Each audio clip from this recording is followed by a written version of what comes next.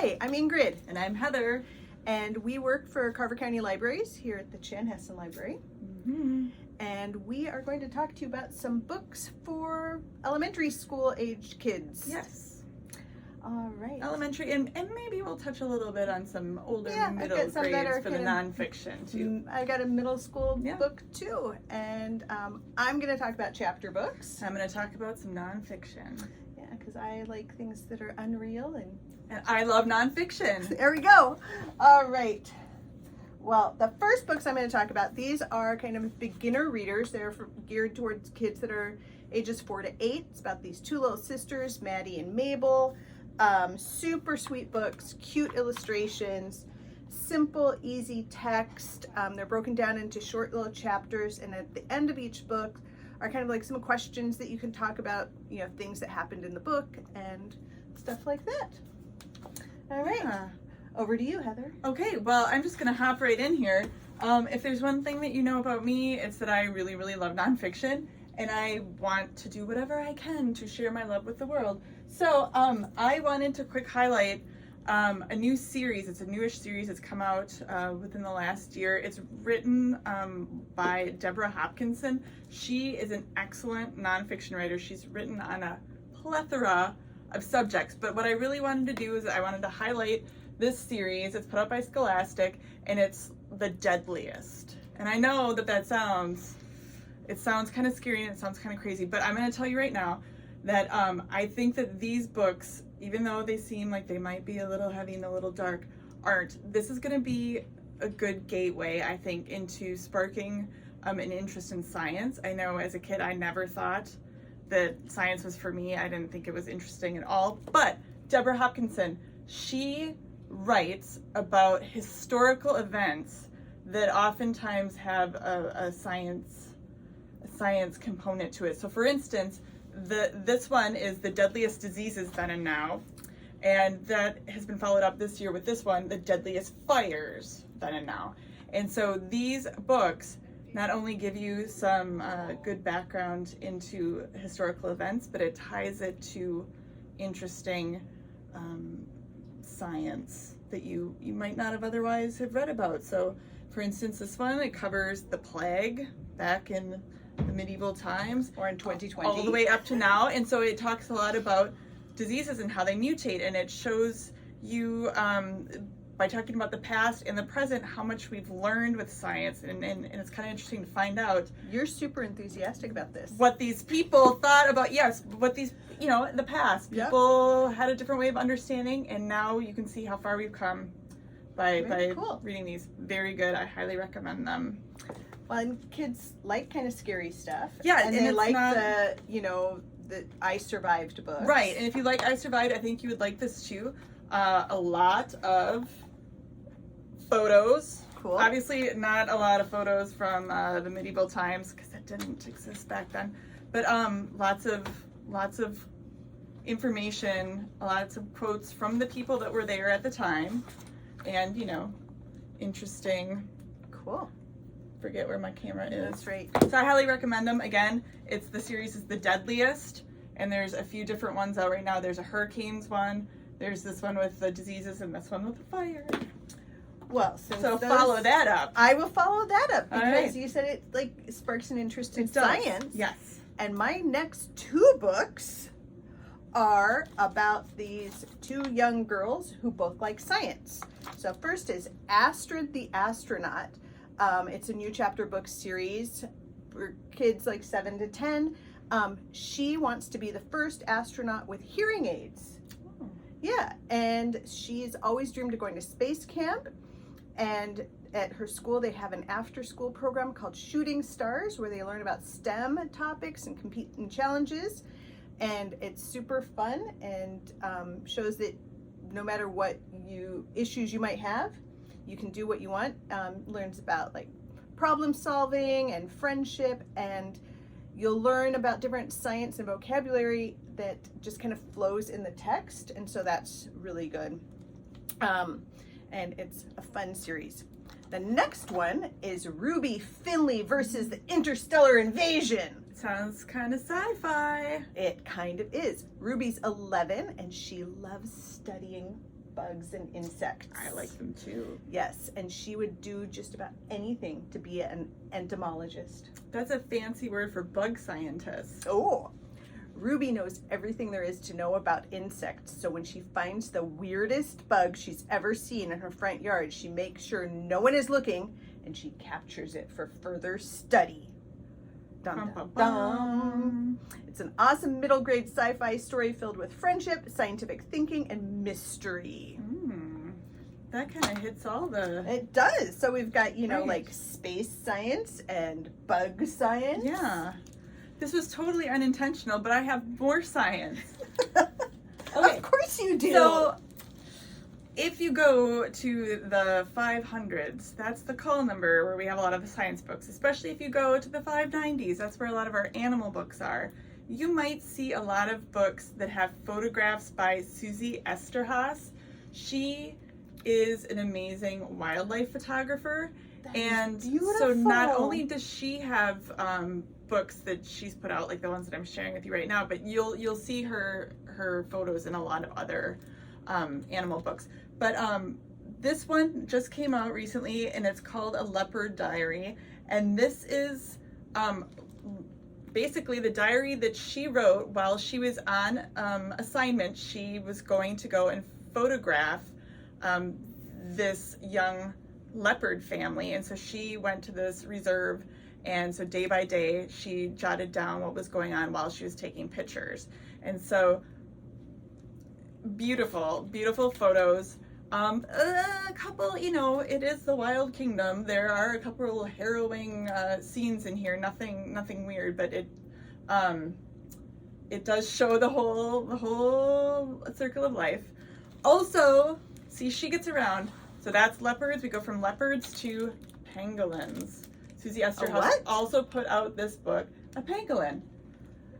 Oh, People so oftentimes cute. compare them to armadillos because you know they've got some interesting. They're scaly. Yes, they are scaly. So this one is called Operation Pangolin: Saving the World's Only Scaled Mammal. So if you like wildlife photography and you like to learn about animals, these are two really good books, for sure. All right. Well, I have a couple books about animals. Oh, nice segue. Oh, I know. Well, they're dogs. Those are the best kind of animals. They are. So these two books, Doggo and Pupper is the first one, and Doggo and Pupper Save the World is the second one, are super sweet, fun books for ages like 5 to 8. They've got some great illustrations, simple text, and it's super fun. So in this one, Doggo is the only dog in his house, and he has a cat friend, but he's kind of bored, and his family brings home a puppy, and you know, then turmoil ensues. Yes. But they work it out and become really good friends.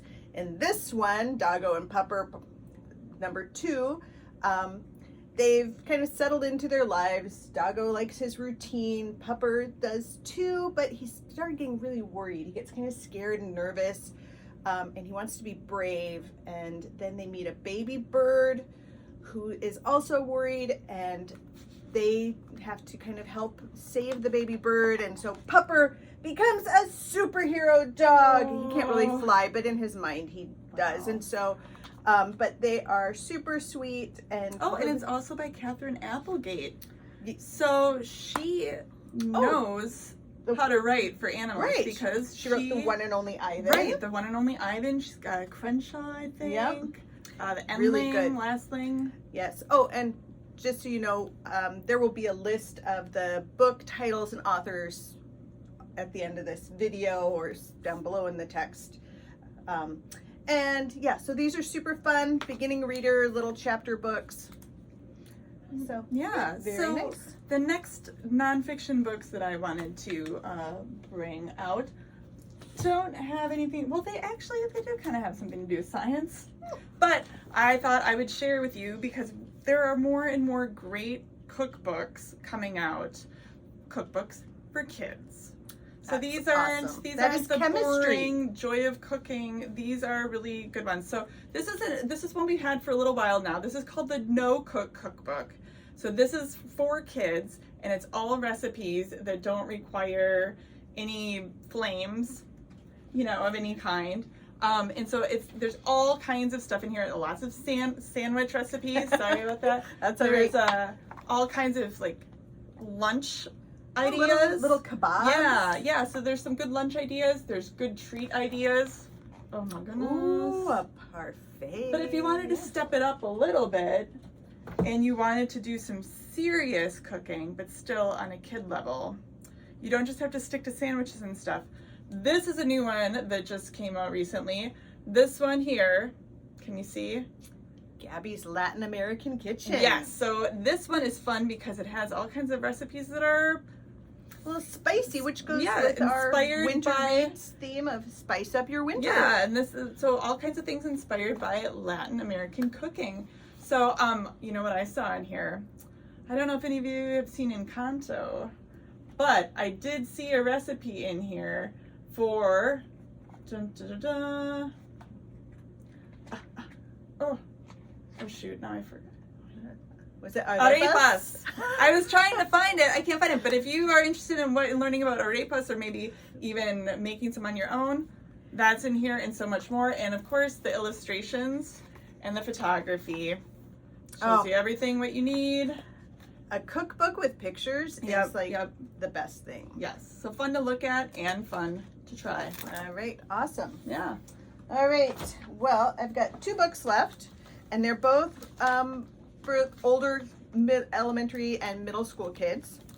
The first one is the first in a new series called The Forgotten Five, and this is by Lisa McMann. She wrote the Unwanted series. Yes. Very popular. And this is good for kids who like the Rick Riordan books or Story Thieves or some of those fun series. So it's kind of a science fiction fantasy. A little bit of quest. 13 years ago, 8 supernatural criminals fled the city of Eszterhas to make a new life on an isolated tropical hideout. Off the grid, the missing criminals were presumed dead, but that wasn't really the case until recently when the last one died. But they left behind their 5 kids. Haha. And one of the kids finds a map with a set of instructions directing her to a stash of treasure. And so this is the first one in the series, and it's going to be a popular one. Very popular one. It's super exciting.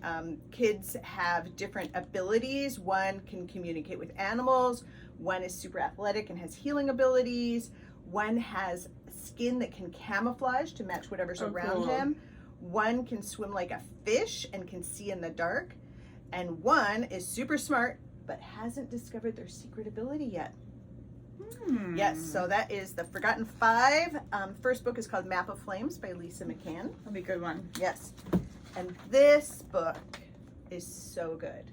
I cried. Oh no. It's really good. It's called A Rover's Story, and the rover, his name is Resilience. Aww. And is a Mars rover. And he was built to explore Mars, not to have human emotions.